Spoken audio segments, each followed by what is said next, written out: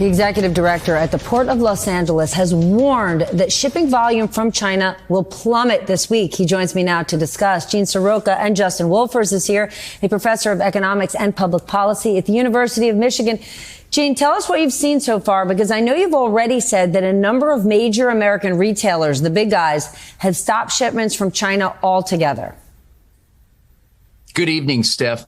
What we're seeing is that about 20% of the normally scheduled vessel arrivals for the month of May have been canceled. This week in particular, the cargo is extremely light, about 35% lower than the same time last year. So for your average person who's saying cargo ships, how does that affect me? What is that going to mean when they go to their small store in their hometown or a big box store next week or the week after? Now, from the last segment, you hit it on the nail on the head, Steph. We've got about 125,000 importing companies that call the Port of Los Angeles home every year. No one has more than a 5% share. So it's the small to medium-sized folks that didn't have the opportunity to stock up on inventory before this day of tariffs hit. Now they're in the middle of the crosshairs saying, either I buy at these exorbitant prices, 2.5 times more what they were just last month, and I can't pass on that cost to keep up with the big guys. So we'll likely see about 4 to 6 more weeks of normal inventory levels, then some spot shortages. You may not be able to find exactly what you want, where you want it. Justin, weigh in here, because we're 4 to 6 weeks away from seeing real impact.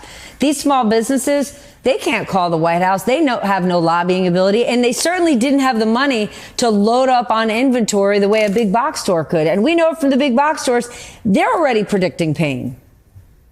Yeah, let me take Gene's story and add a little bit more economics to it, which is we know that there's less stuff coming in. That's what Gene just told us. We're not making more stuff, so therefore there's going to be less supply. Look, there's 3 ways this can resolve. I think a lot of people have been very quick to jump to the everything's going to be sold out, there'll be nothing left on the shelves story. That's one possibility, but it's not the only one. Another possibility, of course, is the reason that they're not ordering this stuff is they realise they're going to have to jack up their prices, and they'll jack them up so high that not many people are going to want to buy stuff.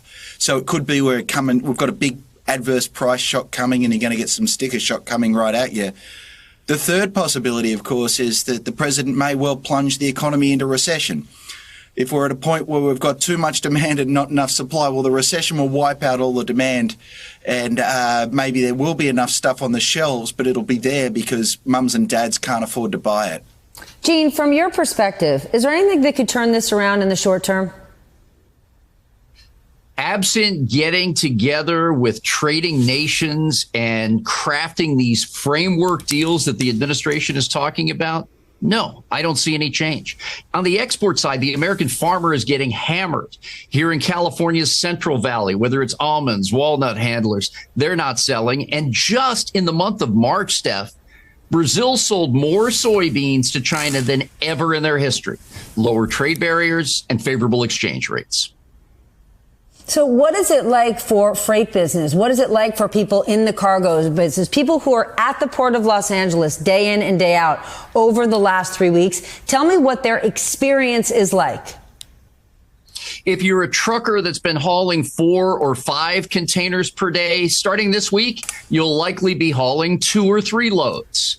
The dock workers who've been getting overtime and running back-to-back shifts will likely work less than a traditional work week. Warehouses, same way. Not as much staff is going to be needed. Again, in the interim, as we see out now several weeks, and volume dropping precipitously and fast.